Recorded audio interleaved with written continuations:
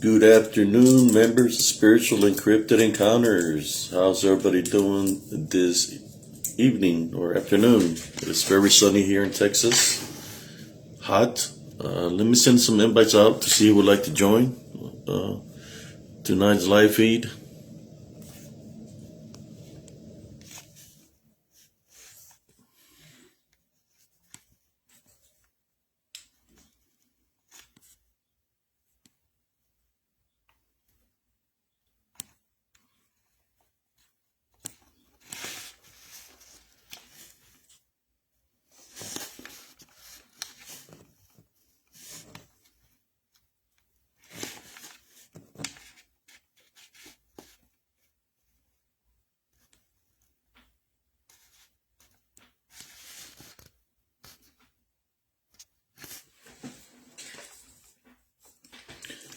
I hope everybody's doing having a great afternoon. I'm just going to go with the flow of things like I always do, brothers and sisters. And for those that always watch the replay, thank you for your support. Yes, it's pretty hot here in Texas. Just want to talk to you about the works that I've been doing and the things that I've been doing on Facebook. I want to talk about Google Lens. That's from Facebook. Well, Google Lens, like I collect minerals, and when I don't know the name of the mineral, I'll take a screenshot of the mineral. I'll take a picture of the mineral and put it on Google Lens. As I put it there, it'll tell me what the mineral is and everything about it. So I said, what the hell? I said, I'm going to grab one of my pictures and put it in there to see what Google Lens tells me what the picture could be, right? And I put the one from the woods in Elms Grove. I put it to the test. I placed it on there. And it said Bigfoot. Then I placed several other pictures on there, and it's saying Bigfoot. It's identifying it as Bigfoot. I have a lot of people that are liking that, and there's some people that are disliking that. I guess the people that are disliking it, or you could say the haters, the ones that are affiliated with other individuals that want to discredit my spiritual works, not just spiritual works, the crypto works that I do, because it coexists. And they want to discredit me. They've tried their darnest to try to discredit any picture or anything that I say, and I continue to prove them wrong time and time again. In which you should have seen when I put these pictures in a certain site. I believe the site was the Upright Dogman. You should see how many people from other groups that are other person's puppets have invaded that site. They were coming out of the woodworks, when I placed that picture with the Google Lens, and they said search results and saying it's a Bigfoot. They were hating that. They were hating that because the same people, they've, how should I say, got in cahoots together to come up against me. They've tried to set me up in many different ways because of the works that I do. And every attempt to try to do something, they failed. And they're going to continue to fail because I'm set on a mission on a spiritual mission, and I'm out to prove what I've been proving and what I've been saying all along, that this Bigfoots, dogmen, whatever you want to call them, they are created from the Watchers, which were Nephilim, disembodied Nephilim, which are disembodied my Nephilim that they're in spirit form. And they are now, as we call, demons. And people are hating it. They're hating it because I prove them wrong time and time again, you know. But the only things they have to say is negative things, and it's kind of funny, you know, because when you prove individuals wrong time and time again, and I'm still doing my works, it ain't gonna stop me, no matter what kind of comments I say or whatever. They're not gonna stop me from my works. You know, like I said, I'm on a mission. I scan certain individuals' picture, just like I did mine, to put it to the test. I scan a certain picture. This person calls it the anubis. It's an anubis in the picture. Anubis.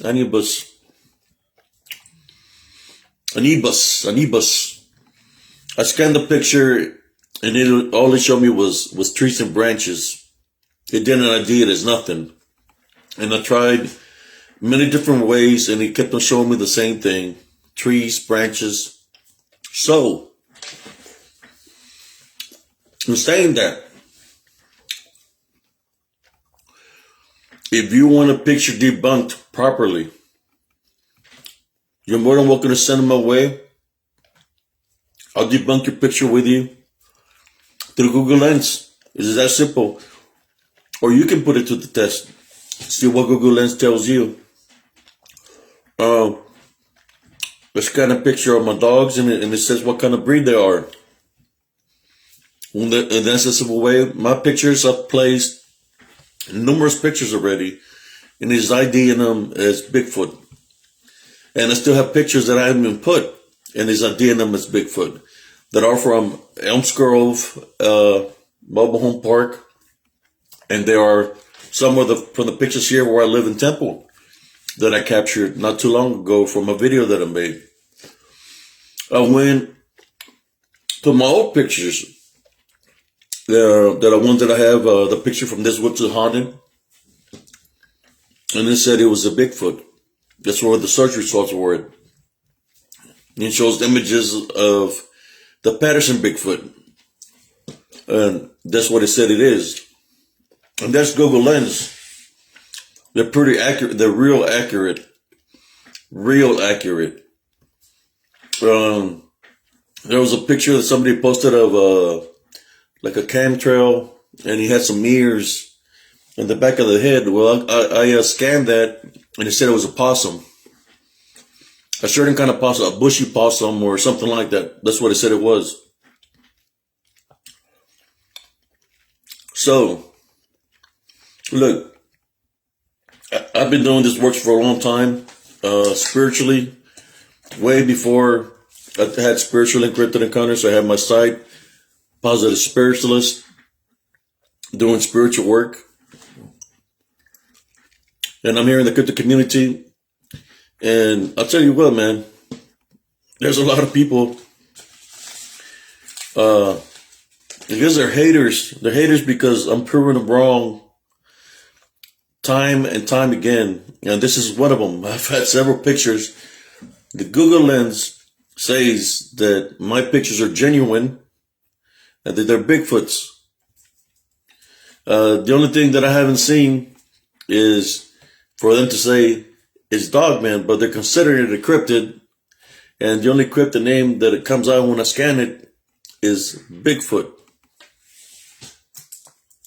And those are the, I got some images of one where it's looking through the trees, through the branches. And that is scanned and it says it's a Bigfoot. And I still have several other images that I haven't even placed. Look, I can say to you, I take my work seriously, and I've been serious all along. I got time to play games with nobody. My story is 100% real. My pictures are 100% real. And now I believe I've proved to the fullest of what I just placed with Google Lens. And even Google Lens lets you know that those pictures are Bigfoots. So for you haters that are affiliated with Puppet Masters and whoever you're affiliated with or whoever you're in cahoots with, you know what? I've always been a loner. So if you don't stand with me, that's okay. Because I might stand alone, but I might have a couple of friends that might stand with me, but God is always with me. So with God always by my side, I don't need to worry about nobody. Another thing, if people want me to be a member of the groups, I don't limit nobody any kind of, no, there's no limits in my group. People can post whatever they want to post in my group. Whether they chose to or not to post in my group, that's on them. But if I'm in your group and you invite me to be in your group and I'm in your group, don't stop me from posting my feeds because supposedly change rules of some sort. Let me do what I'm doing. We're supposed to be working together as one, right? Me, I don't mind helping somebody out. If somebody needs my help to track down that dog man, that Bigfoot, that gold man, or whatever you want to call, I'm there. I'm game. I'm game for that. Let's not work divided. Let's work united. Like I said, I know there's a lot of people that are eating crow, right? They're eating crow. I know I don't have a big platform and all this, but I know they're eating crow with the stuff that I'm putting out there. The information they're putting out there, eating crow. And they're not liking it. People want to talk about matrixing and all this stuff. Well, Google Lens is a bigger platform than any little thing. They'll let you know what it is. And they're IDing it as a lot of my pictures from back in the day. They're my spiritual cryptid side. And many other pictures, they're IDing them as Bigfoots. So, there you go. There you go. For all the people that say there's nothing there, or that it's a blurry picture, that it's all in my imagination, tell that to Google Lens.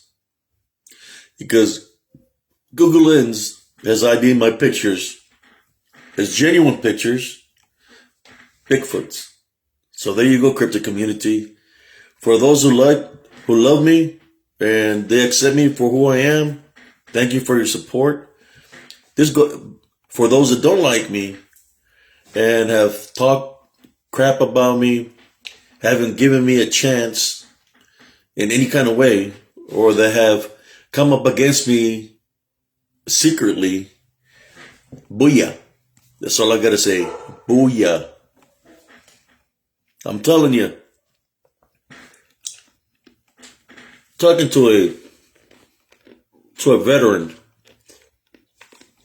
who fought this country in the front lines in the Battle of Medina Ridge. Look to the people to my left, to my right, and we fought against the enemy. In that nature, I'm still that veteran. I'm still the war hero. And when I share my story,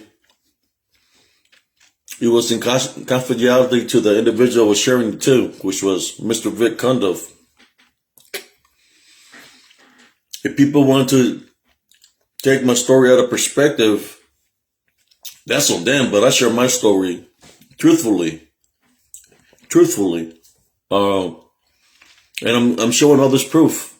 The way I see it is, yeah, it's okay for somebody to share my story, but I need myself. I was like, I need to put more stuff out there. I need to verify. When I started seeing all these people having their little, how should I say, childish nonsense, how should I say, fighting. I said, I need to do something to make my story even more legit, more real, because if these people are fighting this way, then they're going to try to ruin my story of something that happened that was real. And what it just didn't happen to me, it happened to a lot of my family members that lived there in Lot 49 in Elms Grove, Killeen, Texas. So I said, I need to do something. So I started working on pictures, trying to get the best image out of them so people could see. Then that wasn't good enough. So my account had gotten permanently deleted by Facebook, and I lost a lot of videos except one video. And I started viewing that video, and I started caching images there. Started making short reels, showing people proof, like, boom, here you go. And then that's how it started. Started with that. Started working on more images, making them look different so people could see them. And, there's some people that see them. There's some people that say they can see. So then I said, you know what? I need to go back to the area. I need to go back to the area to make some other videos, in which I did. The Return of Elms Grove is here on Spiritual and Cryptid Encounters, and on YouTube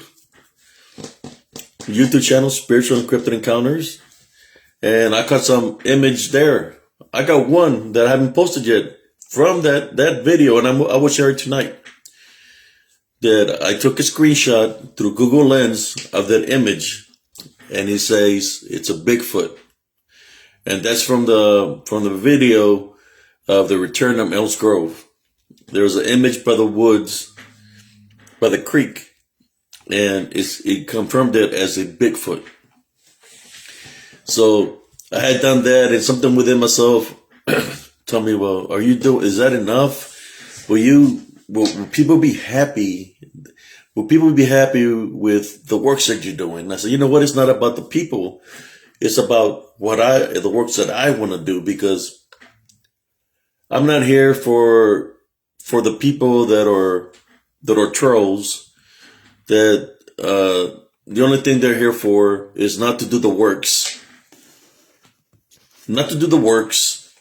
but just to make fun of people. So they're not even, to me, when a person is right off the bat, they're making fun of you or they're trying to mock you. They're of unimportance to me. There's nothing that they can say that's going to affect me. So what I'm starting to do is, with this kind of individuals, I'm just blocking them permanently from a Facebook, because if they're not putting in the work, they're not going on the boots and ground like I am and many other people that I know, then they're irrelevant. They're not helping the case or the cause. Now, there's some of those people, that's all they do. They're trolls. They try to say that I'm trying to take away from the cryptid community, blah, blah, blah. Man, get out of here with that. I'm showing you proof. The thing is, the truth, you don't want to know the truth. You can't handle the truth. And I'm putting it out there whether you like it or not. I don't care. I don't care who you're affiliated. I don't know what group you're in. I don't care who's your friend. If a certain podcast is related, your friend, I don't care.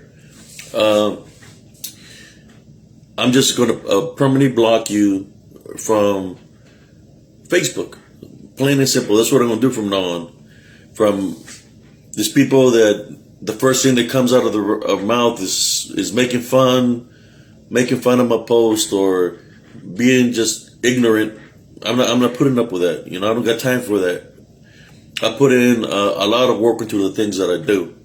You could say I have a lot of time in my hands as a disabled veteran, but at the same time, I have time. I want to spend time with my family also, but I'm putting it out there, So I went here because of certain events that happened where I live here in Temple, Texas. And I don't know if people even view my videos or not, so I'm going to talk about it.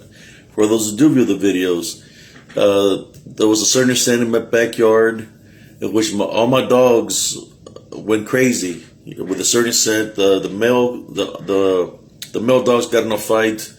The female dogs got in a fight, and they were acting not themselves. So there was a certain scent that was left in my backyard by something that drove them crazy for about a week.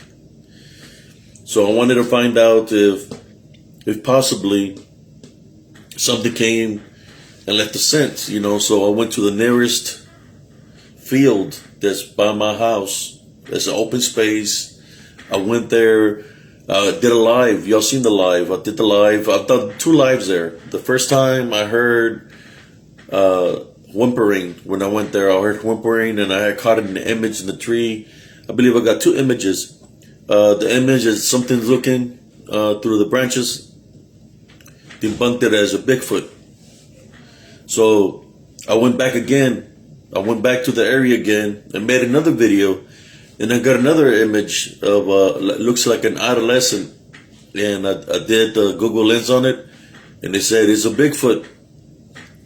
So that was telling me that something from that area had come to my yard and did that. That my dogs were going crazy, which to me would be that they left a scent of something. My dogs are doing good, but what I had to do is I had to cleanse my home. But my dogs are doing better. And I haven't taken my dogs into that area. I don't want to take them into that area.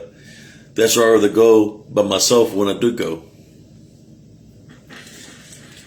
Yes, brothers and sisters, I know that I have 100%, have a lot of support here in Spiritual and Cryptid Encounters by the members of here.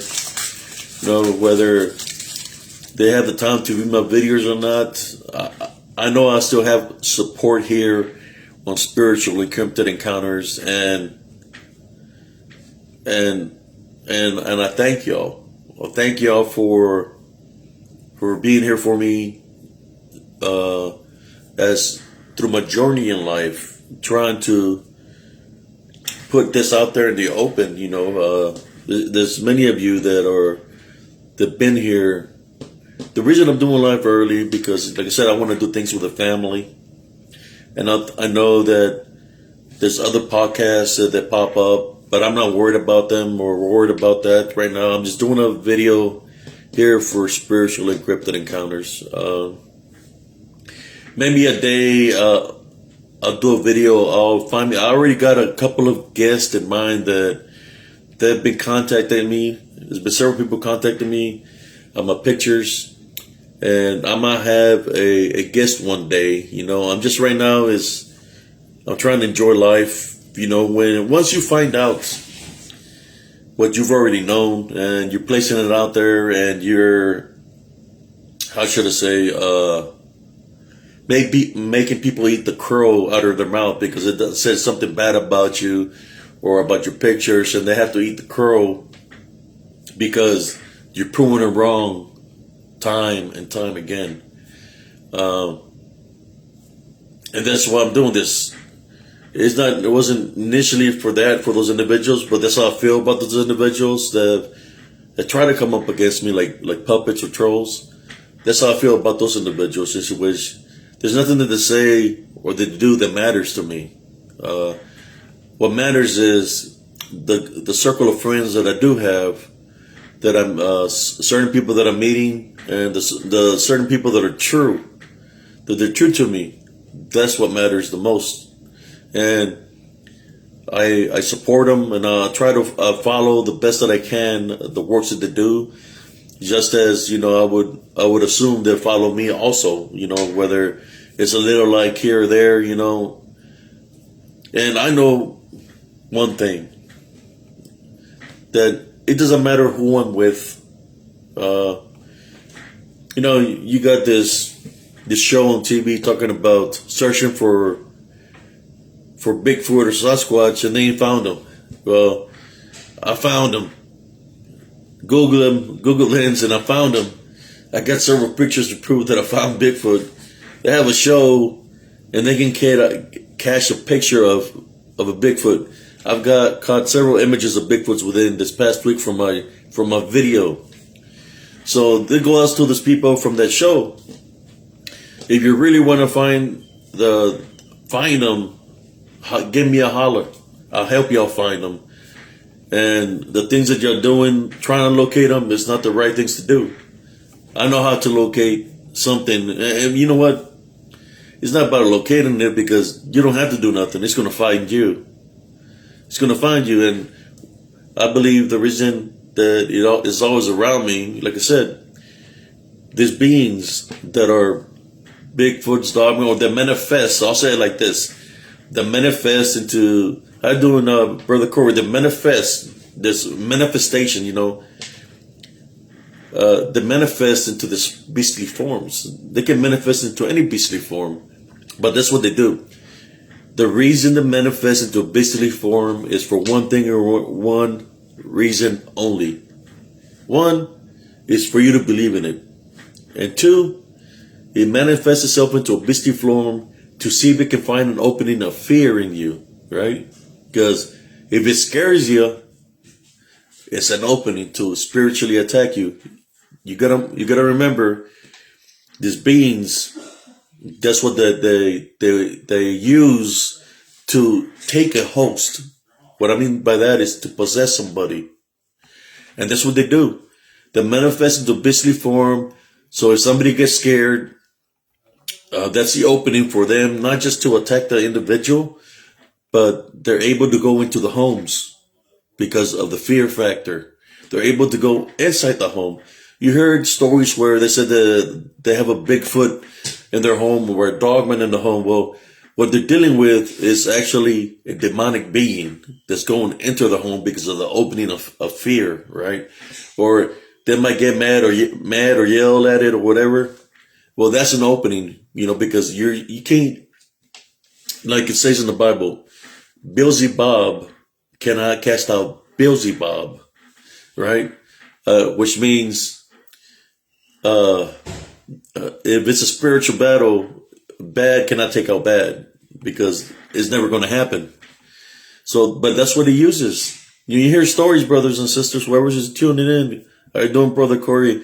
I know you're new here. You really don't know me, but you should check out my videos here. I've been doing this work for a while, and I'm going to talk to you a little bit about my theory of what I experienced. What I experienced in Elms Grove is something that manifested itself into this beastly form, which to me at the time looked like a werewolf that's standing on twos. I didn't know nothing about Dogman, or I knew about Bigfoot, but I didn't. It was something that looked like a werewolf, standing on twos. It was a brown one that I seen, like a brown reddish one, peeking over my neighbor's SUV, and I lived in a mobile home park, and the space in between where my mobile home was and my neighbor's mobile home is probably I would say 8 feet wide, or 8 to 10 feet in between. So when I went around the SUV, I seen it running through her yard, which had a gated fence, and it went into the other side where there was another mobile home. So as I'm looking to see, it's me and my nephew. I'm not by myself. My nephew, he was at the time 20 years old, and we were looking, and we seen something walking on low to the ground. At first, I thought it was a dog, because it was looking to the dog. I said, "Well, that's not no dog." And then it went to a medium crawl, which it looked taller, and I'm looking at it because where it was at, there's a light pole with a light. And as it's walking on all fours like a medium crawl, I said, "Is that a deer?" And I'm looking at it, I said, "That's not no deer," because it was too big to be a deer. And all of a sudden, it just stood up, boom, and it's standing up, and it looks and just goes running. So as I'm running parallel from my street to the street of the mobile home, the other street, that brownish reddish one runs to the left and goes in between the mobile homes. I see it. So as we stop to look underneath the tree behind me, my neighbor's mobile home, the Alpha, what people want to call Alpha, I seen a black one. We seen a black one. It was standing there. It looked at us. It started running down the road. And the way it was shaped, the way it was built was massive. I couldn't tell you the weight. The only thing I can say, it was massive. If I were to tell you 600, 700 pounds or 800 pounds, I don't know. All I know, it was tall, massive, muscular, had black hair, black fur, should I say. The legs were long. The upper body of the legs were long, and they curved inwards, right? But the upper torso of it was real long. Had a long neck, and the face, you could see a little snout in front, right? So my nephew started running parallel to it and the run that he did, it was more of a bounce, and he had like a long stride. He would it would run like this with his hands here. So it was more of like a bounce, but it was a long stride in which it left us behind real fast. We couldn't catch up to it. And you could hear where it went through the park, and you could hear the branches cracking, right? So when we seen this red one and this black one, and we're like, it has to be something real, right? So we started thinking, well, maybe we started believing what we're seeing to be real. So then we had another encounter with the red one at the park. We're sitting at the park bench at nighttime. I would go at nighttime. We'll go to the park to spiritually train my senses. Listen to the surroundings. Know my area. Listen to Mother Nature. That's what I would do. I'm a spiritualist. I have faith in Jesus Christ. And I was out there one evening with my nephew, and I was giving him advice of the military. How he should join, because military, you could do things for him and his family and stuff like that. And next thing we're sitting on the park benches. I'm giving them this advice, and in the park there's it's nothing but acorn trees. They're pretty big. There's a massive branch that broke behind us, and it landed behind us. Massive branch. So when it broke and it landed behind us, some of those tree branches hit us. It landed behind us, and when I looked to the left, the red one landed on his feet right there. So the red one was on top of the tree. Now, it looked at me, and I looked at it, and it's like we're just looking at each other, So I was looking at it, and I was going to start praying, right? And as I looked at it, it turned around and ran into the creek. And you could hear it breaking the branches and the movement. And the next thing you know, it came back into the park, and it goes running straight down the park to the section where I had my encounter with the 6 that I encountered when I got lured into the woods. Well, I started believing that whatever it was very real, because if it had the capability to break branches, break big tree limbs, right? It's got to be real. Well, I started believing it was something real, and that's where it got me. When I gave it that belief that it was something real, but it was actually, what I found out after that, it was when I didn't see it no more in that manifestation form. It started attacking me spiritually, which I mean by that is invisibly, in spirit form. That's when it started attacking me in that manner. People want to call it cloak because they want to keep it like a cryptid, that the cryptid has cloak capabilities. Well, no, it was the demon, right? In spirit form, that decided to attack my vessel because it wanted to destroy me spiritually. That's how people get possessed. You hear when people commit suicide and stuff like that. What makes them do it? Well, that's what it was trying to do to me. It was trying to destroy me. Yeah, and I had given it the opening of belief, the thinking it was something real. So, but it deceived me, right? So when I started getting attacked by an unseen force, and what I mean by that is I started getting hit from different directions. I could be walking during the day, and I'll get hit in the back. I could hear footsteps. I'll get hit. I go fly 4 or 5 feet, and I stand up with my guards up, ready to fight, and there's nobody around me. It happened during the day a couple of times where I was going to the store and I get hit from the front, and there was nobody there. So I started getting attacked in that manner. That's when I started figuring out that whatever I was dealing with, it was demonic.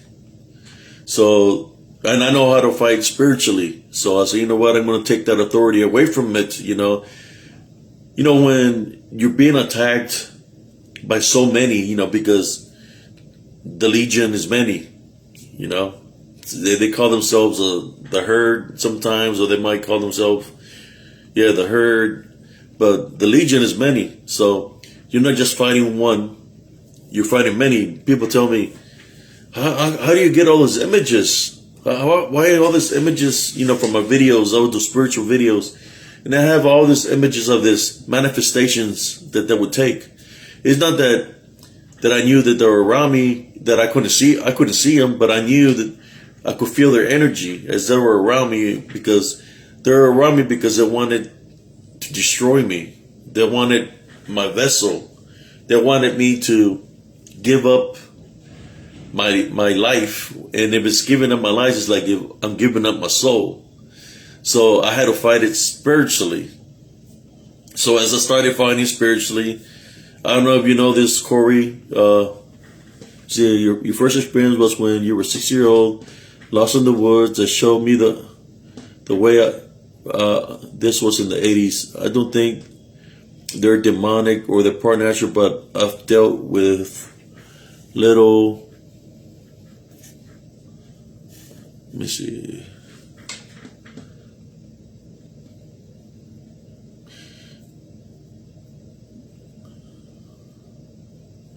Yes, brother. Would you like to come? Would you like to come live with me right now, brother Corey, to share your story here with me? We can send me I can. If you got the time, I can put you on live. Let me know if you got the time. We can go live right here, me and you, 1-on-1, and you could share your story. I got some stories to show you too of how they work. Because things that happened to me when I was younger. But if you want to share, I believe sharing is caring. If you want to share your story, brother, you're more than welcome to come here and we'll share it. You can talk here and we'll upload it on YouTube. That's what I normally do. Any video that I do here, upload it on YouTube.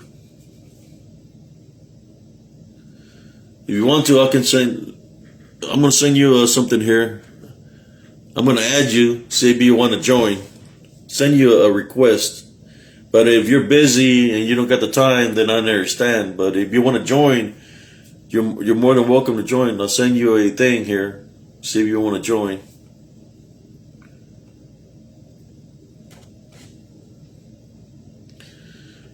But yes, what I was going through, I was being spiritually attacked by them. Literally. They attacked me in many ways. Physically, spiritually. They try to take over my home. In which I had to pray daily just to get rid of them. But they would keep on coming. They were coming in numbers. There were so many of them that I guess they wanted my destruction. But my faith was strong enough. My love, my faith, and Jesus Christ are strong enough to overcome them. That's why I'm here sharing my story. This is the reason I created Spiritual Encrypted Encounters. Before Spiritual Encrypted Encounters, and the other side still exists as Positive Spiritualist. But when Facebook permanently deleted my Facebook, I lost all the pictures and everything I lost them out of a positive spiritualist how to rebuild the sites, and I added all the pictures back on there and stuff.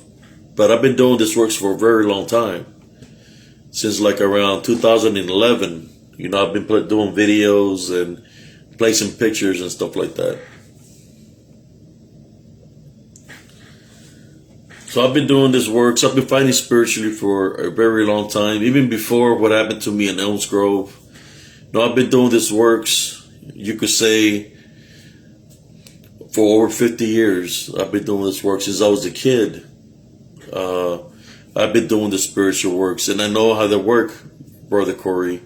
There's demonic beings that manifest to try to deceive you, to make it seem that they're not dangerous, that they're friendly. But once you acknowledge them and you start believing that it's something in that nature, then that's the opening to use is to come up against you and attack you and just try to destroy you. That's what they try to do to me. You talk about the woods. My son was 5 years old, and I was showing my friend the creek, and they were playing on the swings, and next thing you know, you don't hear them no more. So we go looking for them. We can't find them in the park, and the park is pretty big. So we walk both sides of the park, and we can't find my son or her daughter. So we go back home, and we're searching for them, and we can't find them in the room in the mobile home. So they call the cops, and I go back to the park. The sun's already set. It's getting dark, and I'm looking, and I'm yelling their names, and you know, we can't find them. Then I see the top of my son's hair behind some bushes. So I'll go running over there, and when I find them, they're standing side by side, and they're like in a trance-like state. That I'm asking them, "What are y'all doing here?" And they're not responding to me. And as I'm asking them, they're not saying nothing. Till after about 5 minutes, they finally say something, and this is what both of them say at the same time. They say the black man called us. The men in black called us. That's what they said. So I yelled for my sister or my friend to come and get them and to take them away. You know, I'm paramilitary. I'm a veteran. So I went searching for either somebody dressed in black or a man in black, right? Or an African American. So I searched all that woods. I went to the creek, through the woods, to the highway that's nearby, underneath the bridge. I searched everywhere, and I couldn't find no men in black in any kind of way. So the following day, I tell my friend to bring her camcorder, and that I'm gonna go walking in front of her and for her to record, right? To see if we capture the men in black or whoever lured them into the woods. So we go down the path, and she's recording. We're not even in the path, like I would say 6-7 feet into the path. And the only thing she said is, "Oh my God." And she turns around and takes us running out of the path. So I'm looking to see what she's saying, "Oh my God," too, but I can't see nothing. So we go back I go to the house, and she gets in her vehicle and takes off to her house, and she's scared, you know. So I went to her house, took my son, went to her house to review the footage that was caught on that camcorder. So as I'm reviewing the footage on the camcorder, you could see this dark figure that's looking at us through the trees. It's got like yellowish eyes. It's looking at us, and he's got an amulet around his neck. So as he's looking at us, and when she says, "Oh my God," and she is looking at it goes straight down into the ground. In which, to me, if it had that kind of capability, it would be something demonic, right? So I ID that as the men in black that lured them into the woods. So it's like, that's why I created this site. You know, like I said, my original site is Positive Spiritualist. But when people heard my story, you know, I'm on Dogman Encounters with Vic Cundiff, Dogman Encounters 53. I just made a show on This What's So Haunted. It came out last year. Season 3, episode 2 is my story of what happened in Elms Grove. If you got Travel Channel, and you want to check it out, it's there. I did an episode with This Woods Are Haunted last year. No, it was a year in the making, but it came out last year. If you want to check it out, or you can check out the videos that I have here, and I have on Spiritual Cryptid Encounters, or I got some videos on. But I've done a lot of podcasts over the time frame now with different people. Yes, brother Corey, there. You see, it's like I said. Look, they can mimic voices. They can mimic voices. They can mimic voices of your friends, of your family, or somebody. I used to go sit down in the park, right? And my friend had gotten married, and she had moved to Pennsylvania with her husband. She had called me and she said that she had made it safely to Pennsylvania. So they're in Pennsylvania, and out of the creek, and I just hung up on the phone with her, right? Out of the creek, not even 5 minutes, you could hear her voice saying my name. And I'm looking and she's saying my name, Abe, It's her voice coming out of the creek. So I'm looking and I was like, man, I just hung up for her. There's no way that's her, So she's in Pennsylvania, so it's like, just my imagination, that I just finished talking to her. Next thing you know, Brother Corey, you hear her say, it's me. And she said her name. And then she says, come here, Abe, come here. It's trying to take me to the creek, and it was dark. So I'm sitting there, and I said, no, that's not her. I know it's not her. I'm not going to give it the power, because I know she's in Pennsylvania. Next thing you know, it started changing voices. It mimicked, she's got, let me see, 1, 2, 3. There was three daughters that would come to the area, and she mimicked two of the daughters' voices also. And they were calling me to go to the creek. It was mimicking their voices. I'm just giving an example of what the capabilities are.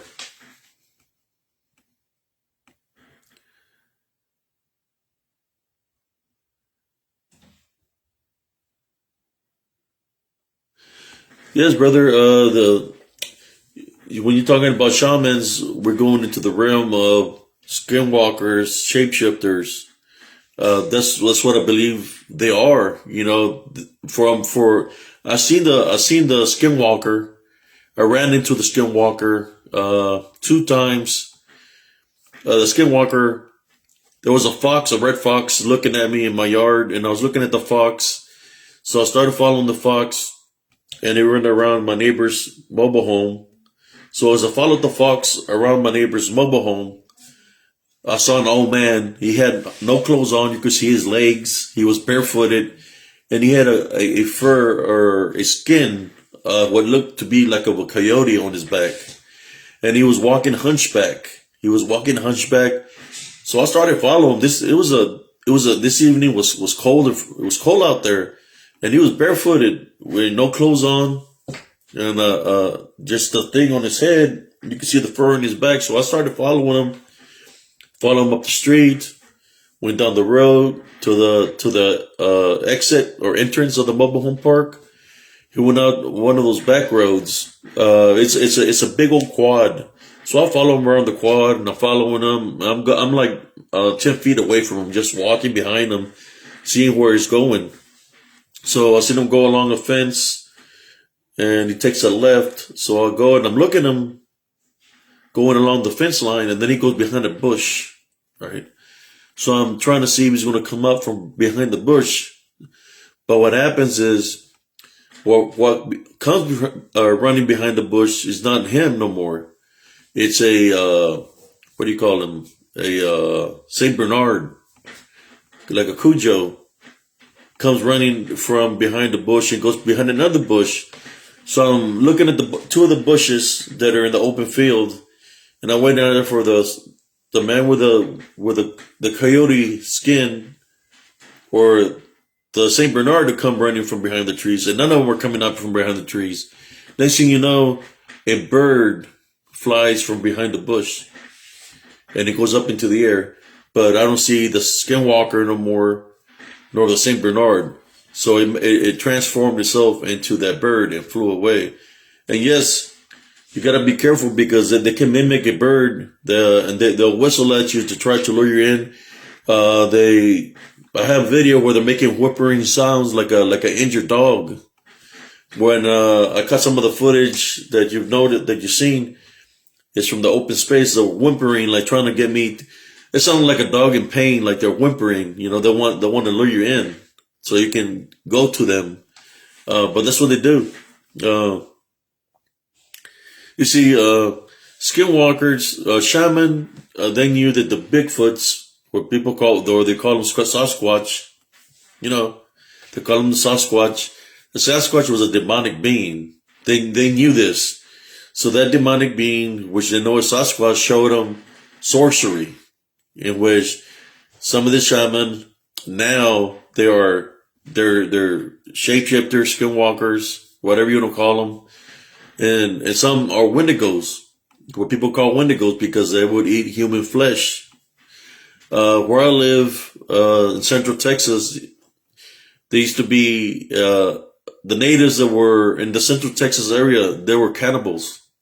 They would eat other natives after they fought in combat and they killed them. They would eat their body parts, in which I believe they are now those shapeshifters that we're seeing, or possibly wendigos, right? Because of eating flesh, that's what they would do. They would call them dirty Indians, Wonkawans or something in that nature, Tonkawans or something like that.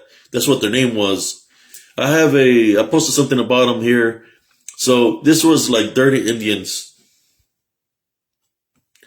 They were called dirty Indians. The reason they were called dirty Indians because they were hardly wearing any clothes. So this Indians that lived in the Central Texas area, they were affiliated with U.S. CAF soldiers when they were in horse regiments. And there was a story that I read where they were like scouts, so they took them to where they captured some natives. Well, I think there were either Cherokee or Comanche that they captured. So the CAF soldier was looking for them. They couldn't find them, but when they did find them. The natives, they were eating the other native. They were eating flesh, like raw meat. They had killed them and were eating the raw meat. That's what they were considered cannibals. I played something of them. If you can scroll down, or maybe I can look through it and send you the link through Messenger, or so you can see what I'm talking about. But they were cannibals, in which I believe there's a lot of that activity of shapeshifter and skinwalkers, this dogmen that are surfacing up, Bigfoots, and other beings, other manifestations that they take, we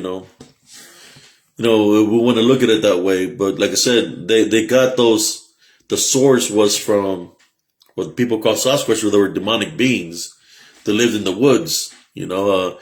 Some of those demonic beings is within the Bible. If there's certain, within the Bible, it talks about the Bigfoots in the Bible, but they're demonic beings. That's what they live. That's what they reside.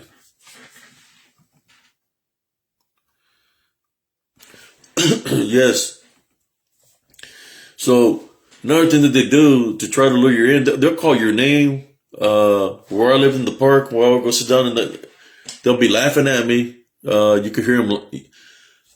You could hear them laughing from the wood line, and like it was so loud of a laugh that it'll echo throughout the park. You could hear drum beats. I believe what I understood by this, after I did the show, this was just Haunted episode 3, season 3, episode 2. There was a person that contacted me and said, I know where you used to live. I said, I got a story for you. You know, there's an older man. He told me that old airport, which was Killeen Airport, the old Killeen Airport, that when they were building it back in the day, that they uncovered a gravesite, a mass gravesite of natives, and the people were trying to steal some of the jewelry and stuff that they had within the graves, and that the foreman told them to cover everything up and to build over it.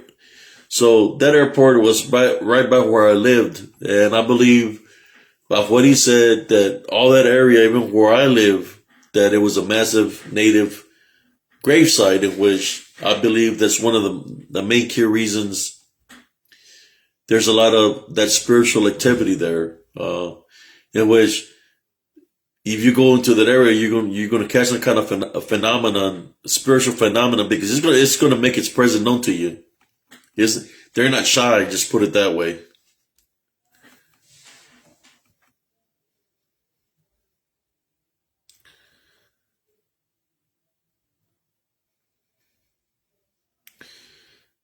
Yeah, I'll give you an example. You see, the way natives would hunt back in the day, this certain Indian natives, they didn't know nothing about agriculture, but they knew how to hunt. Matter of fact, they were excellent hunters. They knew how to kill. Back then there was buffalo here in Texas, and how they would kill the buffalo is they would draw the buffalo to go near the ridges, and they would shove the buffalo off cliffs, like into the creeks or stuff like that. That's how they would hunt.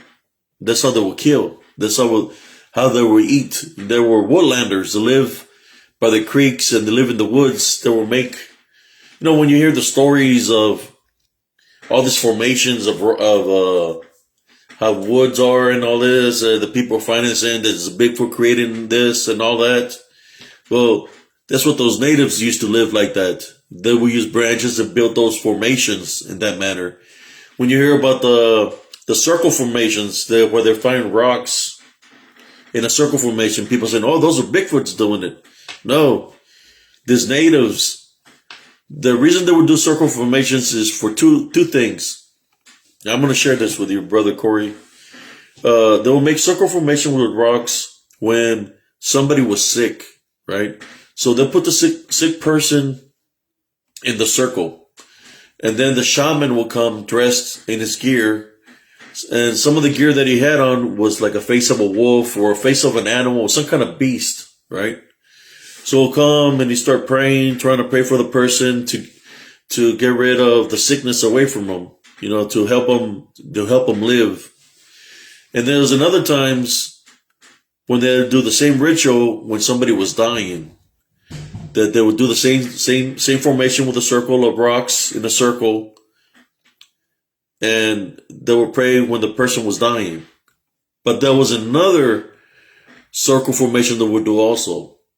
But there was a different circle formation. When it started happening here in Central Texas is the Comanches and the Cherokees got tired of these natives killing their people, so they wanted vengeance, right?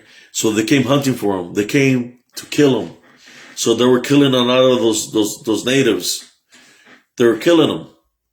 So some of them didn't want to die by the hand of the enemy. So what they would do is the head of the household of that tribe or that family, they would grab their hands and form a circle. So he would cut the wrist. The man will cut the wrist of all the family members and his own wrist, and they'll all die in a circle formation. So what would happen is that the blood that was spilled within the circle, when the sun rose, that the one would rise. So the one was, you could say, a demonic being, or what they call a demigod, that would rise out of the blood uh, because that's what they wish for that the one to attack, the one of vengeance to attack the enemy, right? So there was this being called the One that would rise, and it was a dark shadow being, and this dark shadow being had the abilities. Yes, it had the ability to manifest into anything out of Mother Nature. It could turn into a tree. It could change into anything. He also had the capability to manifest into people. It had the capability to mimic different voices. So you could say it was, in some kind of way, it was a demonic being that had those capabilities. And there was a lot of people, a lot of families that were getting killed by the Cherokee and the Comanches. That at that time the governor from Texas had to get the army involved because they had killed like a lot of them. You know, it was a massacre. It was a massacre, and the U.S. Cav had to get involved. So there was like around 200 left, but they killed a lot of them. You know, it was a massacre. So they grabbed the 200 and they escorted them out of Texas to Oklahoma. So they were living in Oklahoma, you know, in camps. They had no place to be, but they were in camps. So as they were in Oklahoma at the camps, they started doing what they were doing in Texas.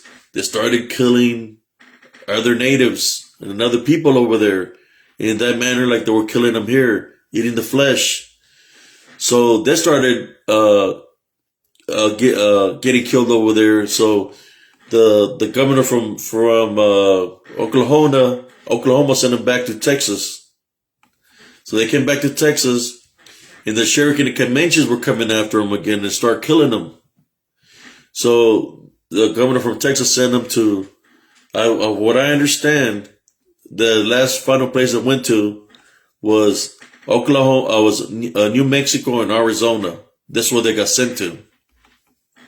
Now, whatever happened to them, was there a generation that continued to live after them? You know, that still lives now? I do not know. But all I know that they do exist in this area spiritually as, I believe what they're called, skinwalkers, shapeshifters, Wendigos. They're around there. They're all over Central Texas. You see them at where I used to live, at the lake.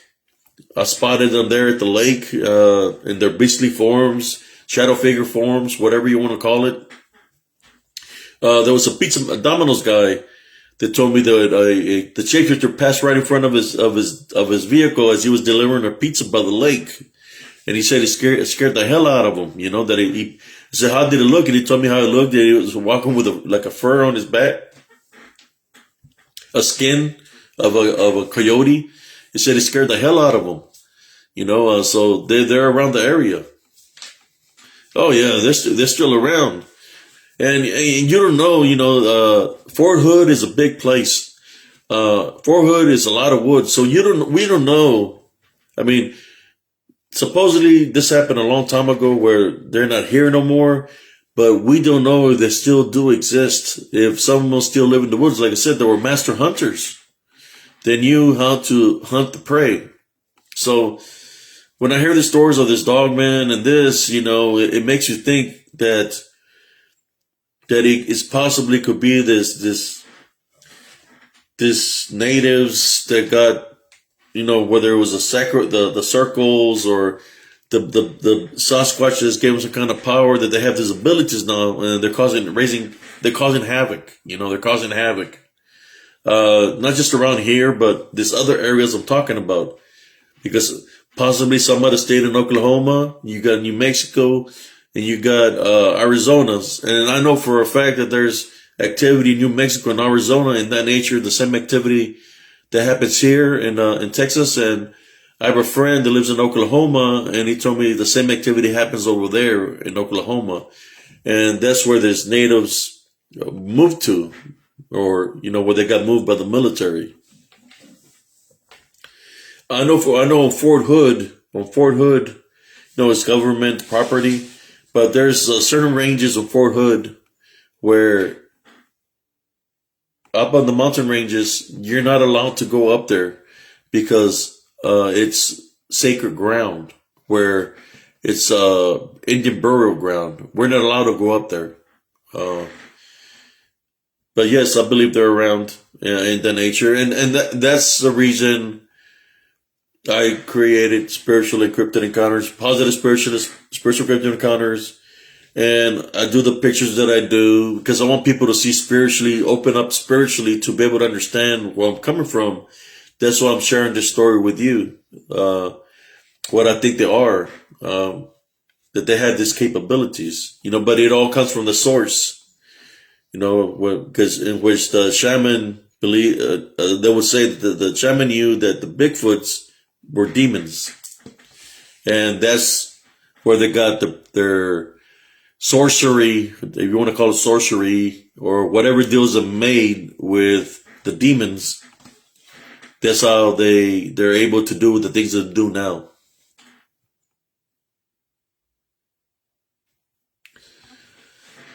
I don't know, brother. Of what I've encountered, brother, it seems like the both are the same. I haven't seen I haven't seen a dog man like come at me threatfully. When I was surrounded by the six that I thought were werewolf-like creatures that were standing, when I got lured into that path, what happened is one evening, it was like around October, November time frame. It was cold, and my sister woke me up, told me that there was a woman crying for help. So I went out there, and I heard the woman crying for help. She was saying, "Help me, help me." I went inside the house, grabbed a bat, and I started following the noise, the cry for help. It took me to the park where the swings were, and it was coming out of the woods. The same path that I had done the video, that my friend done the video. So I went in there with no flashlight, with my bat in my hand, and I started getting close to the cry for help. And it was pitch dark, and I was fixing to swing the bat as I was getting close to the voice that it was yelling, "Help me, help me," or the woman that was saying, "Help me." And when I was fixing to swing, the cry for help stopped. So I'm there looking to see if I see any movement or if I hear anything again, and I hear nothing no more, and I don't see no movement. So I'm looking around, scanning the area, look towards the creek, towards the open space, towards the bridge. You can see, because the leaves were off, so you could see right across the creek towards, there was this gas station and a club, but I didn't see nobody. I didn't hear nothing no more. But when I turned around, that's when I felt something. Spiritually, like I tell you, I trained my senses spiritually in the evening time. I would meditate and train my senses. Sometimes I put a blindfold just to sense the energies around me. When I was turning around, that's when I felt something behind me. And when I turned around, that's when I seen them. They were standing along the path. There was 3 on the right side and 3 to the left. And they were looking at me. They were looking down towards me. That's how tall they were. The closest one to me was probably 4 to 5 feet away from me, and it was looking right at me. You could see glowing white eyes. That's what I would see. I could only see the silhouette of them and the white eyes looking at me. They were real tall. I would say they had to be, to me, 9, 10, 11 foot tall. Or possibly be taller because I was looking up. They were looking down at me. I could have ran into the creek or ran towards the freeway, but they were looking at me. There were 6 of them, as I was outnumbered. So I said, if I go towards the creek, they're going to chase me, the one closest to me. If I run towards the highway, the ones that had my left flank, they were going to chase me that ways. So I had to take my mind somewhere else, So I started going into prayer, started saying to Our Father. And I started ignoring them, not giving them the power of fear, So I started praying to Our Father. I went to my my peace and tranquility place within myself, my inner foundation. And I started calling upon the Heavenly Father and the Heavenly Angels to come and assist me. So as I'm doing this prayer, I'll put when you want to ignore somebody, well, I'll put like a wall like this, and I just focused on walking directly at me, even though I could see them looking at me as I was walking, and they were turning their heads, looking down at me. I was walking in between them, and I was saying the Our Father. As I was saying the Our Father, they were trying to break my prayer, and the thing that they were saying was this: the Holy One, the Holy One. All of them were repeating the Holy One, the Holy One. I believe they were acknowledging the prayer, the deliverance prayer of the Our Father. And they were saying the Holy One. They said the Holy One as I went around the bend. And after that, I could feel one right behind me. I could feel its energy. And I kept on praying with it myself. I never turned back, but I could feel something behind me. But I didn't look back. I just kept on praying, and I never turned back. I think about stories where within the Bible where, when Sinai happened, that they told him not to turn around, and that the man's wife turned around, she turned into sulfur. Well, I didn't turn around because I didn't want I didn't want to give whatever was behind me power. So I just kept on looking forward and kept my protection prayer with me, and I made it home safely. Dogman Encounters, episode 53 with Vic Kundov is my story. This was 100, season 3, episode 2. It's my story. And I've done a lot of podcasts. I know how people can get irritated, but I'm not here in any shape, way, or form to give the cryptid community a bad name. I'm here trying to work with the cryptid community. The thing is that people, when they haven't experienced something like what I'm talking about, they wouldn't understand. So of course there's going to be these people that I consider trolls, because we're supposed to be working together as one. It doesn't matter if I'm a spiritual guy or a cryptid guy. I mean, I'm prior military. I've been ground on boots. I know how to destroy a target, but it's not about that when you're dealing with this skinwalker, shapeshifters, these demonic beings. You're not going to be able to destroy it like a target, because it's something spiritual. So the only way to be able to fight it is spiritually. Like, look at what I have right now. Something to protect you from any spiritual forces. Of course, prayer, number one, having faith in God, and praying daily. You can bless your home, but this is I got some black tourmaline here. This protects you from any kind of negative energy. I got citrine and white calcite that protects you. I have protection. I got right here in this ring, I have fluorite, purple fluorite. I have so much protection throughout my house. I got selenite. Selenite protects you from any negative energies to come into your home. And ever since I've placed them in place, the things that were happening to me in Elms Grove when my house was getting attacked are not happening here, because I'm protecting it.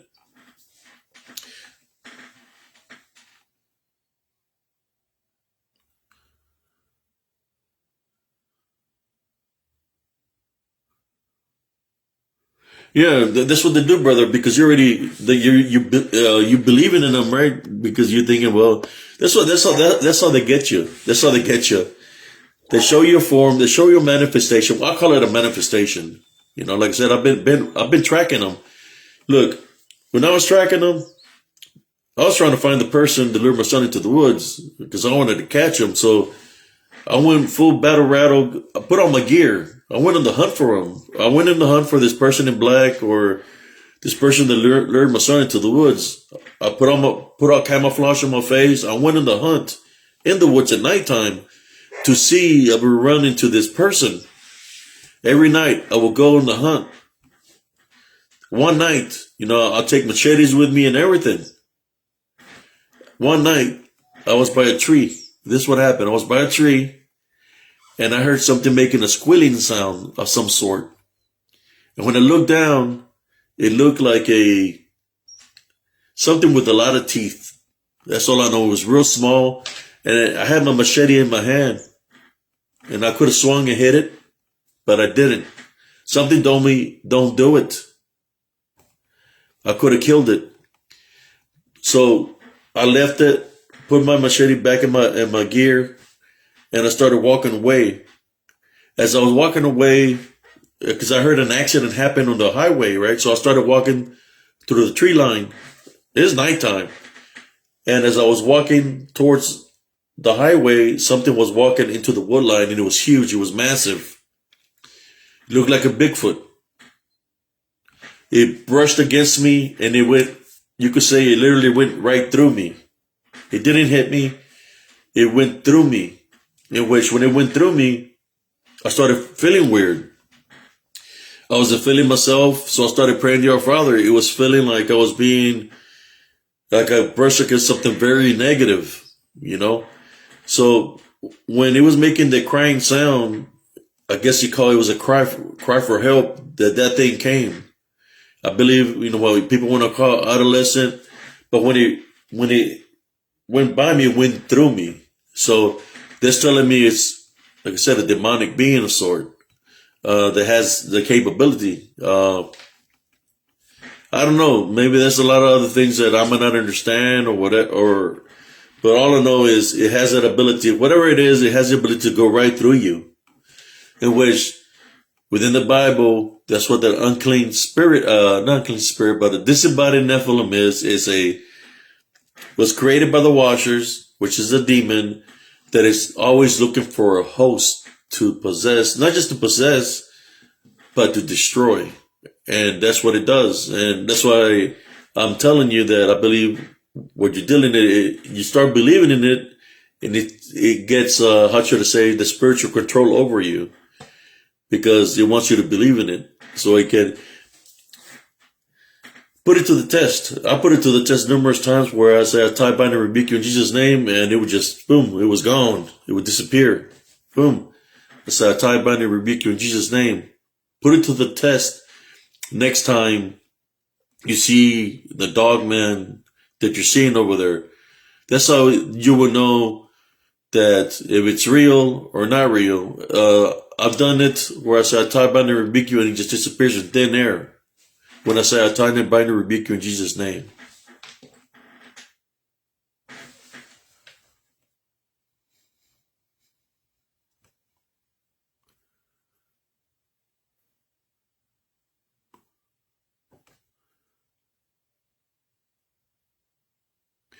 Yeah, trust me, man.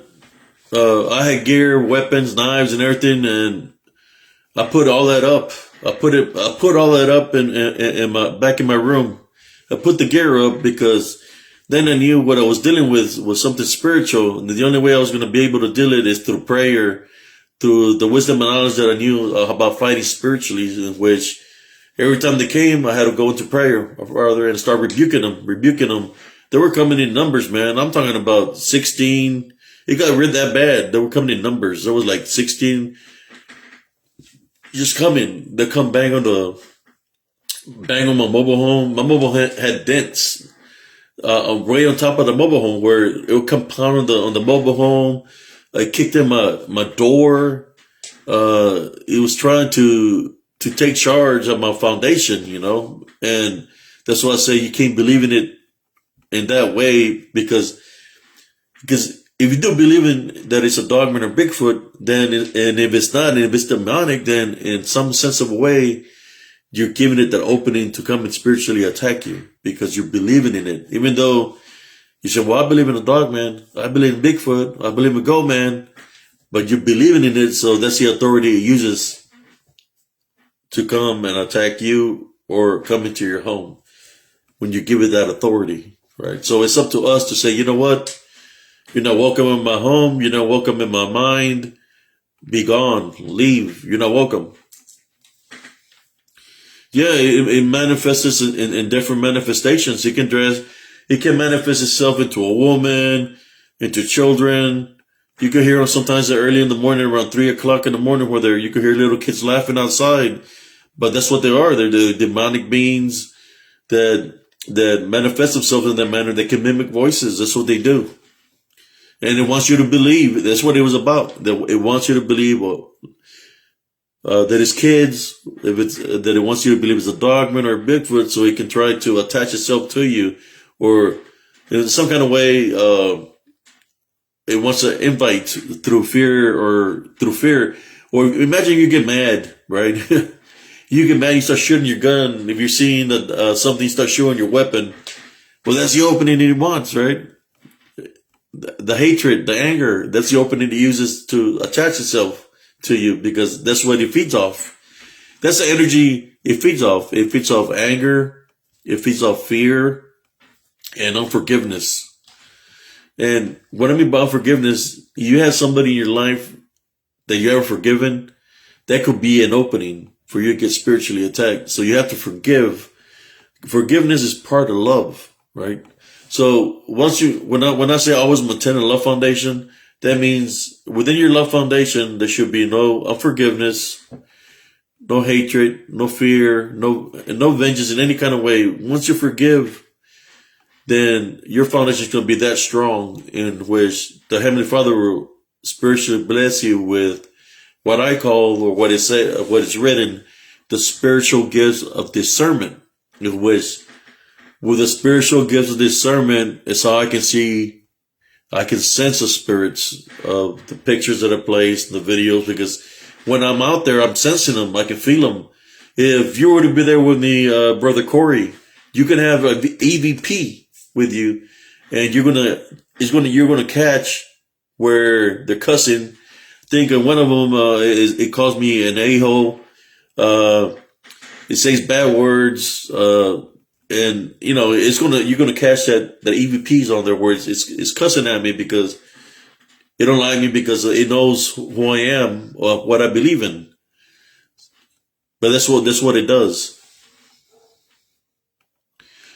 Yes, Brother Corey, and that's why the pictures and the videos, I'm trying to tell people that it's a spiritual thing. They have to be careful on what they're giving power to. You hear it where the people are disappearing in the woods, where they disappear. They're never found again, because they don't know how to fight it. Especially they're on the hunt for a Bigfoot or a dogman or whatever cryptid they're hunting, but because they're believing it's that, when they're in the woods, well, whatever is there is going to take over them. Is going to attack their vessel, take charge of the vessel, because they already gave it the power by believing in it. And it's going to attack them, and they're going to be gone. They're going to disappear. Nobody's going to know what happened to them. Only they know what happened to them, because in the sense of way, when they believe in, they're giving up their vessel. Flesh, that's the vessel that they're giving up. And if they can take over the vessel and destroy the vessel, then they've collected the soul. So in a sense of way, you could say they're like the demonic beings. There's one thing about them, whether they're called Nephilim, this is about Nephilim, the jinn, demons, shapeshifters, all this things that are together. They do not like human beings. They don't like us, because they do not have the opportunity that we do, Brother Corey. They do not have the opportunity to make it into the kingdom of heaven like we do. We have the opportunity to make it into the kingdom of heaven because we're children of God. The disembodied Nephilim that was created by the watchers wasn't created by God. They were created by the watchers. So the Nephilim that became disembodied Nephilim that are demons, they cannot make it into heaven. Satan, Lucifer cannot make it into heaven. The legion, the army, the legion, they cannot make it to the heaven. So they dislike us as human beings because we have the opportunity to make it into the kingdom of heaven. How you doing, Sister Joanne? We have the opportunity to make it into the kingdom of heaven, and that's why they dislike us. That's why they're trying to deceive many people. They want to deceive them to lose their birthright to make it into the kingdom of heaven. How do they do that? By believing in them. If they can attack if you give it that authority, right, you give it that power, then it's going to overtake your vessel and it's going to try to destroy you. You know, you hear it where there's suicides, people that come, you know, stuff like that. That's what it does. You know, it wants to destroy you. It wants to destroy your vessel and your soul, because it wants to collect your soul. And, you know, when you talk about, when you hear about hellhounds and you hear about, the soul collectors, the dark man, you know, I think the hat man or dark man, whatever you want to, hat man or something like that. There's, or you got the hellhounds and you got, the Mothman to me would be considered one of those because it's a dark figure with the red eyes. This dogman that we're seeing that have the red eyes, that would be considered in that nature demonic to me because they can manifest into those forms, right? Dark shadow beings. That's what they manifest to. But there's their mission. Their mission is to try to deceive many people as possible here on earth to, when I take over our vessel, which means possess. So if they can possess us and they can destroy us, if we destroy the vessel, then they destroy the soul. And there's one soul gain for them. You know, that's why we have to stay strong spiritually, Brother Corey. You know, I wish I could do a video there on spiritual and cryptid. I mean, I'm on a lot of sites where I don't have the negative feedback, like on, the group that I invited you from, Dogman, whatever it is, the group, there's a lot of people there that already, this demonic beings has a grasp of them. It's already got them because they're believing in it.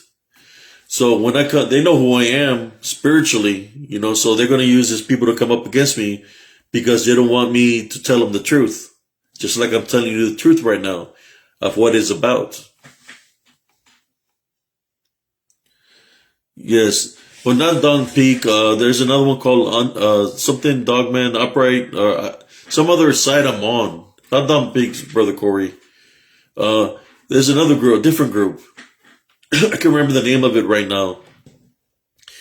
But there's a lot of people in this other group I'm talking about where it's got control of them because they're believing in it.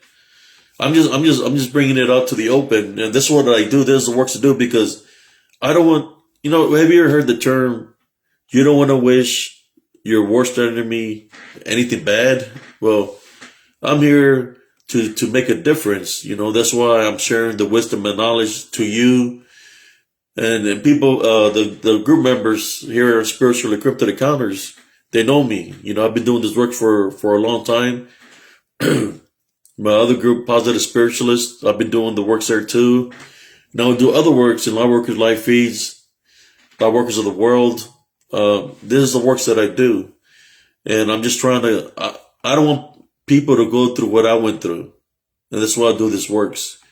Because I want them to be aware of the spiritual battle that is happening right now. There's an unseen war that's been happening for a very long time, and it's a daily thing. It's just, how are you going to react to it when it's placed in front of you? You know, what are you going to do? What are you going to do when it's placed in front of you? You know, like, there's a lot of people that tell me, well, I know what I would do to the Dogman. I know what I would do to the Bigfoot. I'll just shoot it with my AK-47, with my 45, I'll shoot it. And I said, what if you shoot it and you just hit nothing but trees? Because what you're dealing with is not a flesh creature, but it's something that's a supernatural, demonic. You're not going to do nothing to it. It's going to be laughing at you. What are you going to do then? You know, and that's when it's going to try to attack spiritually.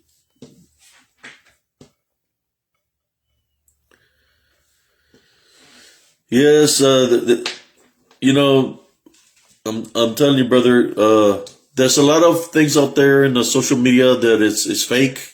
That, you know, I've seen them where they have one laying on the ground, but it wasn't a real thing. It was a person that was making a prop for a movie, you know, and people were placing all the pain. Oh, they found a Dogman, but it was a prop that somebody created for a movie. Till the day that they find something that's real, whether it be a Bigfoot or dogman that is legit, that is, look, we captured a dogman, they have him in a cage in a zoo like they have a lion or an elephant or things that we know that are real of flesh, then I'll change my thought process about that, but only to that day. But I believe I'm on the right track of what we're dealing with.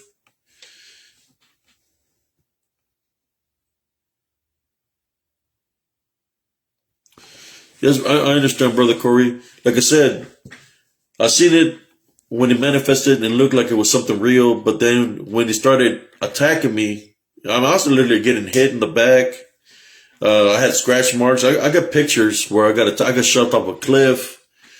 I got shoved from the back at Rich Falls by the unseen force, and it shoved me off the cliff. And I was in crutches for about 3 months. So imagine this. When people talk about, well, the dogman, they're a super soldier that the army created. Well, guess what? There's already a super soldier that's been here living on Earth for a very long time that got created by the Watchers, which is the Nephilim that became the disembodied Nephilim, which is demons.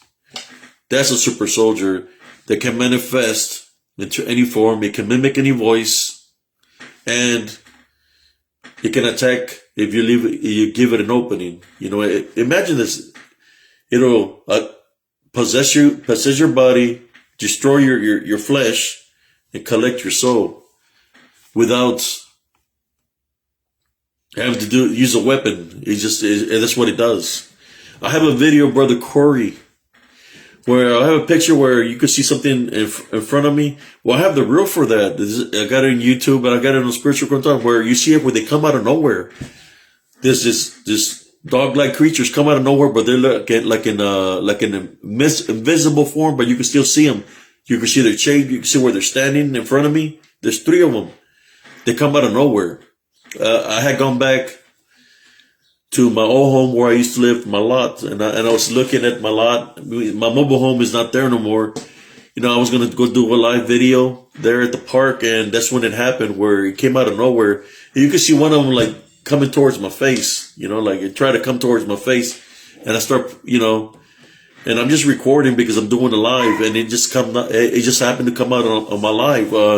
When people think that I'm taking selfies, it's not a selfie. Look how I'm talking to you right now.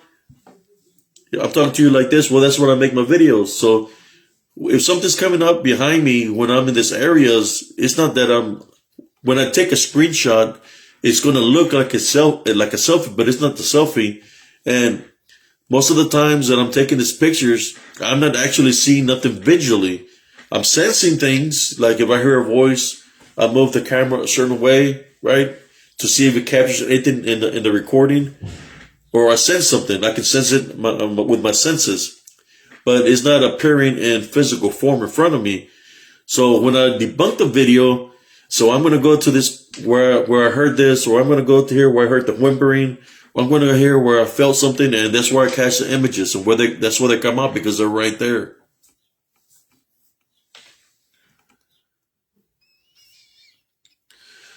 Yeah, brother, I came tumbling from a big hill, Regis Falls, man. I could see the boulders trying to hit my face, and I'm on medicine, on Coumadin, that I'm not able to take bumps and bruises. If I fall in any kind of way, I have to go straight to the doctor. He shoved me, man. I was on top of a ridge, and I was looking down, waving at my wife. And at that time, she was my fiance, and as I looked down, then I don't remember nothing. It's like it tried to come in through me, like it semi-possessed me. And when I came to my senses, I'm already going downwards. It's like a huge incline, and I feel my ankles like it's gonna break. So the only thing I could do is drop, and that's when I came tumbling down. Because if I would have kept on running as steep as it was, I would have broken my ankle or my knee. So I just came tumbling down, and my body was hitting boulders and everything, but I got shoved from the back. It's kind of like it went through me, in which I kind of like blacked out for a second or two. And as I'm going down, I'm trying to grab onto the branches and the trees, that are there, but I'm missing them. And that's the only thing I could do to save my life. And it worked, that I dropped my body. Even though my body took a beating, I got pictures of it. I'm going to put the pictures up when I got shoved from there. You can see all kinds of bruises. And those are the fresh wounds from the shove from the back. But it's like afterwards, just when I was hurting for about 2-3 months, I was in pain. But I got literally shoved or semi-possessed, or something went through me that I lost consciousness for about 2-3 seconds. And that's all it took for that to happen.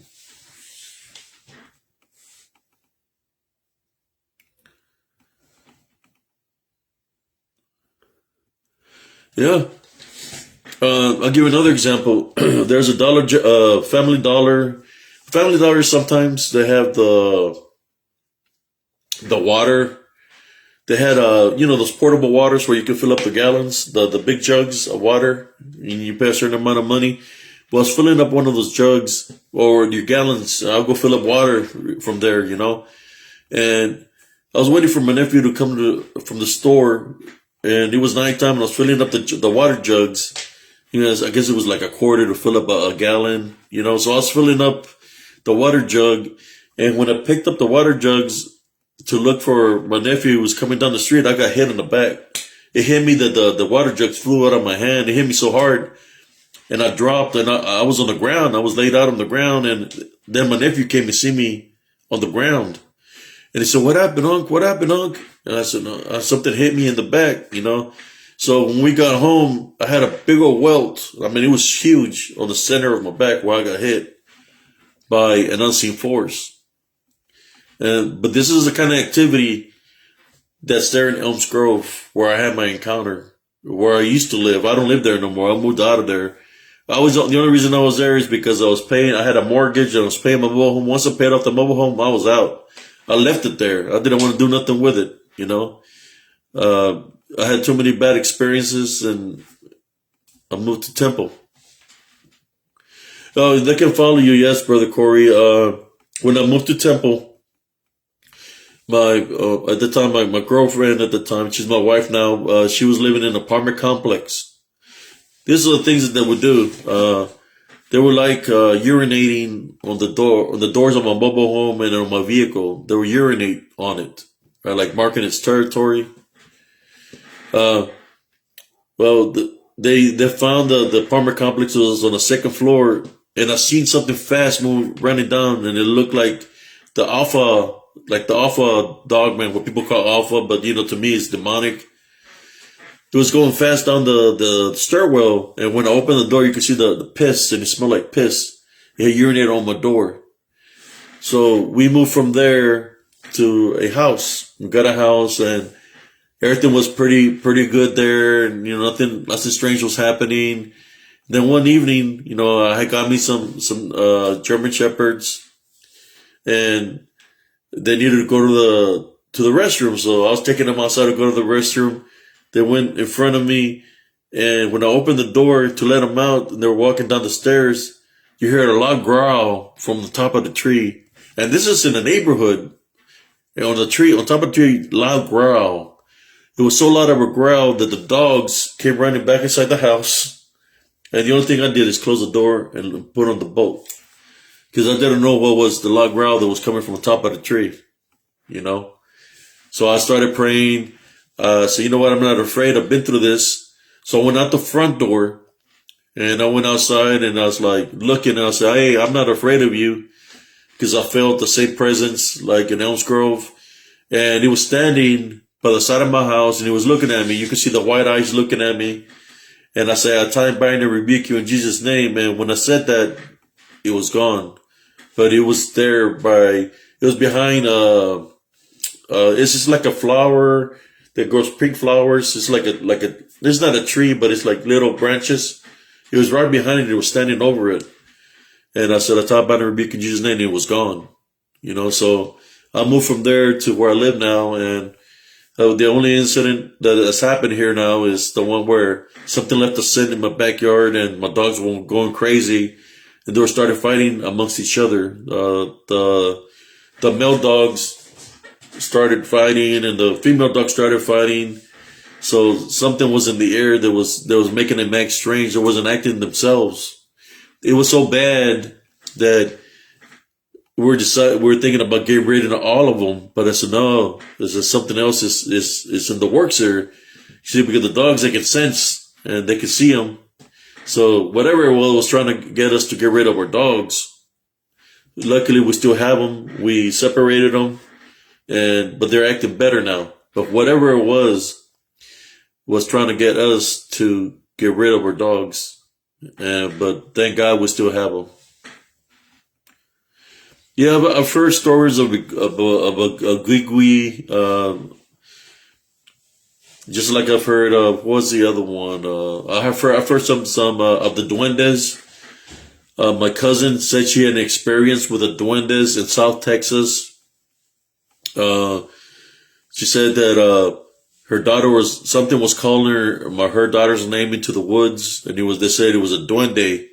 That there's duendes down in the Rio Grande Valley, and the duende is something small, short, that it tries to lure you into the woods. It tries to take you. I've heard of the duendes. I've heard people talk about the gugwi. Yeah, little people. I've heard of the duendes down in South Texas. Matter of fact, I had an encounter. Look, I'm going to share a story with you. My mom passed away when I was 15 years old. She was taken from us through domestic violence. And I was sad one evening. I used to run, but I was sad one evening, and we had an old 1956 Ford, and I was driving the Ford down the dirt roads to go to the cemetery to go visit my mother. And I was driving it, and I could see a ranch, and I turned to go down the dirt road to go to the cemetery. And I could see the ranch through the rearview mirror. Next thing you know, I don't see nothing no more. I just see darkness, like pitch dark. And I'm going 40 miles an hour, and I'm looking, and the poles in front of me are not, they're still in the same place. And I'm hitting the gas. I went to 45, and the truck is not moving. So as I look back and I hit my 45, the rear end gets dropped to the ground, in which I lose control of the truck, and I almost run into the pole, but I didn't run into the pole, and I don't know what was going on. I was scared. I was 15, so I just passed by the cemetery, got on the main road, and made it back to the house. So as I got back to the house, I tell my brother and my cousin what happened, and they see me, I look pale, and they're like, oh, he's just probably his imagination. So they went to go check out the truck. And when they went to go check out the truck, they found the tailgate ripped off, and you smell a beastly smell to it on the back. And I think there might have been some fur or something in the back of the truck on that tailgate. Right. So all they did is take off the tailgate after that happened. Right. So that same evening, my cousin wanted me to take him to the store. So I took him to the store and I parked on another road because my truck was illegal. It had no sticker. It had nothing. It was illegal. So, it's nighttime. I said, nobody going to see me drive it. So I parked on the side, and next thing you know, as I see something coming down the street, and it was moving real fast, and it's massive. It's a dark mass, and it's coming fast towards the truck. My cousin got in the vehicle, and he said, what the hell is that? And it's coming towards us, and I tried up the truck, and I just took off. But he remembers what happened that evening. And I believe it was the same thing that lifted the truck. Whatever it was strong, because it lifted this 1956 Ford truck up in the air from the rear end.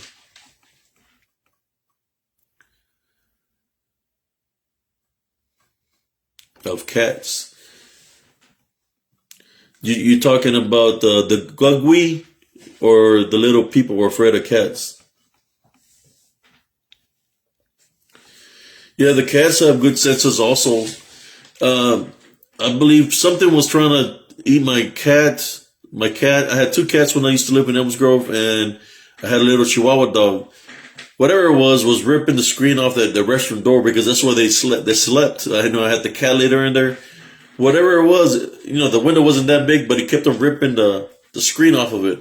Whatever, I replaced the screen numerous times. It was trying to get to my cat and my dogs. Yeah, I've seen something, what was it? Yeah, the one you're talking about, the gugwe.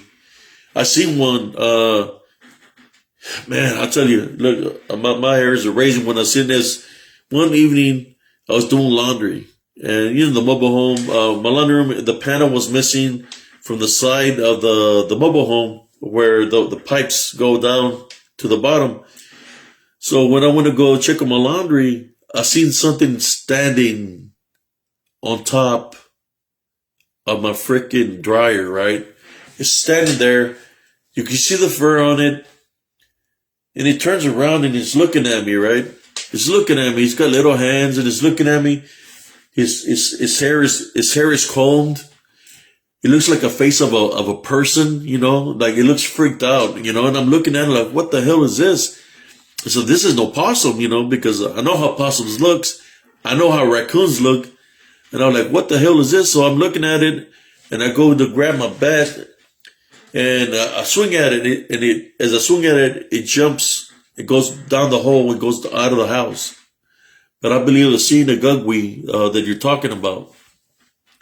People call those familiars, like dealing with witches, the familiar of a witch. But I see one. I swung at it. I tried to hit it, but it took off. It was fast. The feet looked like human being feet, but they were different. Kind of like but you could see the feet that looked like of a person. It was like. He had his hair combed to the side and everything. And he was looking at me literally looking at me like a person, That was the only time I've ever had an encounter with what I believe that is called a gugwe. They're small. It was probably like around, I would say, like this tall. Like something like this tall, something like this. Like I said, I thought it was a possum. Yeah, like a troll, like a little troll. That's what it looked like a little troll. No, I know it was no possum because I've dealt with possums and raccoons. I've seen weasels, I've seen fox, but this was, like I said, it's like a little troll. Yeah.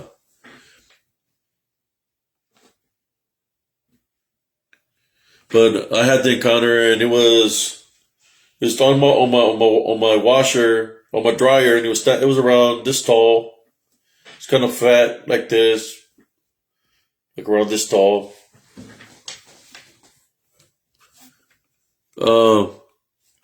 Yeah, but I'm just sharing that. But I know what a gugwe is. The little people, I got a picture of something small. It's a short reel where was debugging the video there in Elms Grove, and I see something small walking. At first I said, well, maybe it's a leprechaun, But it's there. I got a little short reel, and he's so small. That was like around this small. And I put a little music of a leprechaun in it, and on the short reel, and you can see something moving, and it stops, and it looks at the camera, and it looks like it's got a little hat, and the little fat face. It looks like a little leprechaun. So I put a song like of a leprechaun. I got it here in Spiritual and Cryptid Encounters, or if you wanna check it out on YouTube, subscribe to YouTube channel. It's there too, I guess it would be easier for you to look at those short reels on my Spiritual and Cryptid Encounters on YouTube than trying to find it here, trying to scroll all the way down. Because that's where my short reels, I got all the short reels. I got a short reel there where something's where that dog man, or what people call skunk ape, that's what they ID'd it as, a picture of it, where it's coming and is looking, it opens his mouth out, it shows his teeth, and it grins at me, and then it turns his head. I got a short reel of that there too, on Spiritual and Cryptid Encounters on YouTube. Go check it out, brother Corey. I'm glad you're here, brother. I'm trying to I got the short reels to prove things that things like this do exist, and the only way I caught this on the short reel is that I had to put the video on slow motion. I got an app where I can lower down the speed because, like I said, I'm spiritually gifted and I can see when there's something there. So I lower the speed to capture not just the little short reel of what he's doing, but also to have the ability to do a screenshot on it. But it's moving super fast. I wish there was an app that it could even be slower so I can really capture a better picture of it. But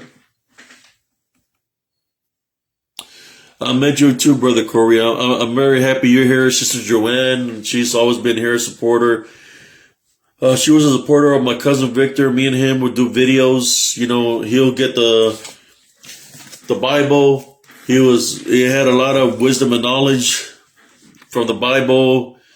And he would read out of the scriptures. And I said, what we're talking about today, cousin, let's talk about Bigfoots. Let's talk about the Nephilim. And we'll read it out of scripture, and I'll share stories. And that's why we're working. But sadly, he passed away from COVID this year. He was a good man. I learned a lot from him spiritually. Matter of fact, in one of my videos, you can see an orb where something was passing. I have a video where something white passes right in front of me, like something's letting me know don't go further into the path. In one of the videos and on the short reels that I made, and one evening I had a dream of him letting me know about this selenite. It's called selenite. It's a mineral, and he had it in his hand, and he was trying to tell me something. But spiritually you can hear what they're telling you. But he was dressed in white like a guardian angel. So when I looked into it, it says that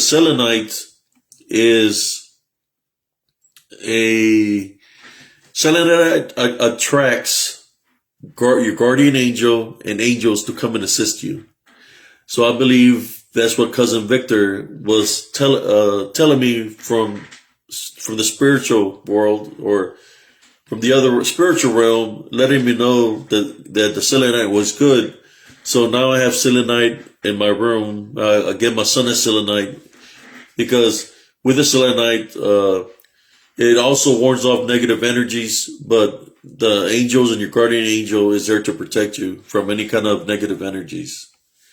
And that's why I started doing this work. When I fell down from the cliff, I started collecting minerals, and I guess that fall led me to the thing of minerals. And I know about the things you can make there's a friend of mine that she calls it a protective balm. That's what she calls it, which is black tourmaline with selenite and see what else. You can put rose quartz with it, or this is optimal calcite. It makes the effect stronger, but they call it a balm. It gets rid of any kind of negative energies. But this is what I do, Brother Corey. But thank you for subscribing here, and for being a member. I appreciate you. Hey, whenever you want to share your story, Brother Corey, let me know if you're interested. We can go live here one day. If you're not camera shy, I would like to hear your story. When you tell me about you seeing this dog man, the Bigfoot, that you don't feel that they're in danger to you, all I know is I shared you my experience, what happened to me here in Killeen, Texas. So you ever want to share your story, let me know. I'm always looking for somebody that will want to share their story. Yes, it runs in my family too, like that, Brother Corey, where we can sense things, we can see things spiritually. That's what it's been with me all my life, so I can sense things that are there. I can go to a home and cleanse a home. I can know exactly where to go to in a home where the negative, unclean spirit is. So, and I can have the ability to get it out of the household. Just like when I go to these open spaces that I go to, I'm following my spiritual senses, and I know where to go to where they're at because I'm sensing them. So when I go there, I'm making my videos and I'm talking about certain things. I'm doing it so people can understand of what I'm talking about, that it's the spiritual aspect out of it, that it's very real. The balance is real. It's very real. And you got to be careful what you believe in. That's all I can say. Whatever story you want to share, brother, whatever story you want to share, you want to come live here with me right now to share a story for the group, you're more than welcome. Or if you want to wait for another day, tomorrow, we can do that too. It's up to you. You can share whatever story you want to share. But if you do want to come live with me, I will want to put a picture of you or that you're going live with me at a certain time frame, so I can let the members know that I'm going to have you as a guest, if that's cool with you. That's what I would like to do, to let the members know of the group that I'm going to have you live for them to tune in, and I'll put a time or something like that.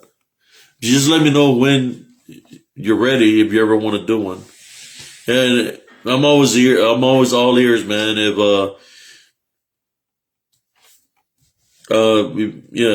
always all ears. If you're going through something, you can always contact me through Messenger. I'm always all ears. But thank you, Brother Corey. Thank you, Sister Joanne. No, you know how me, Sister Joanne, I can keep on talking. I don't want to talk too much. If whoever missed the beginning, I was talking about the pictures that have been placed in there through Google Lens. When I put them on Google Lens, it's pictures that I captured in Elms Grove, and some pictures that I captured here where Google Lens is saying that they're Bigfoots. It's kind of like I took a picture of my dog and put it on Google Lens, and it's saying it's a German Shepherd, right? You take a picture of a mineral, like for example amethyst, in Google Lens it'll say is amethyst, purple amethyst. Well, I put the picture that I have from Elms Grove. I have several, and it's saying it's Bigfoot. that is a Bigfoot or a cryptid. So that's what Google Lens is saying. And I had several other pictures that I hadn't even posted. And I said, I don't want to bombard everybody with his pictures, but I've submitted it as evidence, as proof that, Google Lens is saying that they're Bigfoots. But thank you, Brother Corey, for tuning in. Sister Joanne, man, I could keep on talking, but yes, Google Lens, brother. Like I said, Google Lens, my stepson, he led me to it because, I'm a mineral collector. And I was like, man, what kind of rock is it? Look, Google Lens, just take a picture and it'll tell you what it is. And there'll be pictures that'll pop up on there that it tells you what it is, and I did it. And then, for some reason, was it yesterday or 2 days ago? I was like, you know what? I want to know if that picture that I have from where the six surrounded me, if it's something. So I said, I'm going to put it to the test. So I'm going to put it on Google Lens just to see what Google Lens says. And when I put it on there, the first thing it says Bigfoot. It's got the Patterson Bigfoot underneath it. And I said, okay, well, let me put this other picture that I got of, the other picture I put on there was, let me see, which one was it? It was that one first. And then I put another picture on there to see if it was a Bigfoot also. And when I put it on there, it said Bigfoot. So then I started going with the pictures. I started debunking pictures, put it on Google Lens just to see what it was going to say. I put one where I'm standing. There's, you can see a face behind me looking through the branches, and it says the same thing, Bigfoot, So that's how I've been debunking. And Corey, I'm going to play some more tonight. I'm going to play some more tonight so you can see it. What you do is click on a picture because, it's so big because it's got the picture. Then on the bottom of the picture is a search results. What pops up what it is. Well, when you click the picture, like if you look in the pictures right now, you click on the picture, it's going to show the result on the bottom. And it says what it is. But thank you, Corey, for being here. Sister Joanne, who's here with me, still here right now? I see one person here. Is that you, Sister Joanne? Yes. Well, I'm glad I could let this out in the open. Thank you, Sister Joanne, for being such a great supporter and a wonderful person. Brother Corey, thank you for being here tonight. And God bless both of y'all. Love, light, and blessings to you and your families. Thank y'all, and y'all have a beautiful, blessed evening. Peace.